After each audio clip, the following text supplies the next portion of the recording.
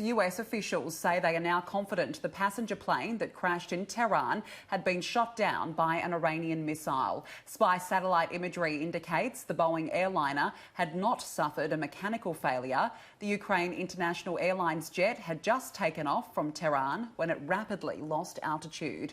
All 176 passengers and crew on board died.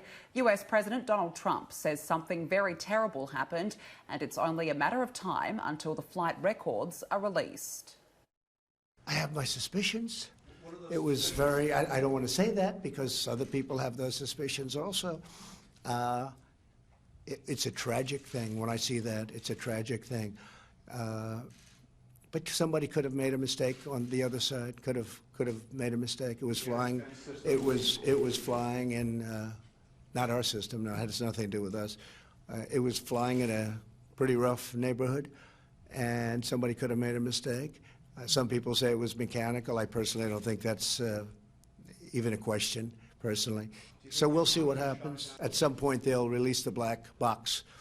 Ideally, they'd get it to Boeing, but if they gave it to France or if they gave it to some other country, that would be okay, too. I think, you know, ideally, that will be released. I have a feeling that it's just something very terrible happened.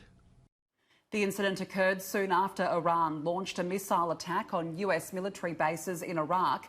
Iranian authorities are refusing to hand over the plane's black box. And Iran is warning it could retaliate against the US again. Qasem Soleimani's successor saying he'll continue on the same course. The US killed the top military commander last week, sparking the air campaign and drastically increasing tensions in the Middle East.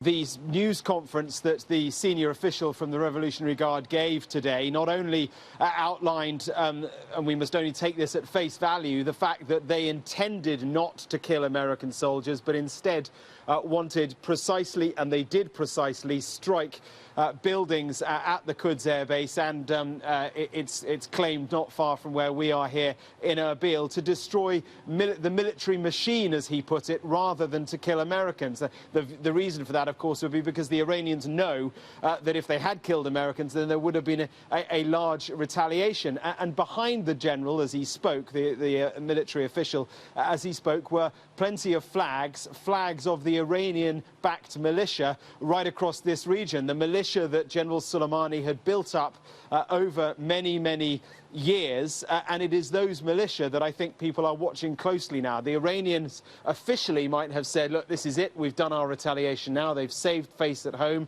they have avoided an escalation from America, but who's to say that their militia around the region won't continue attacks that were taking place before this latest spike happened? So I think the idea to think that this is all over now, it clearly wasn't.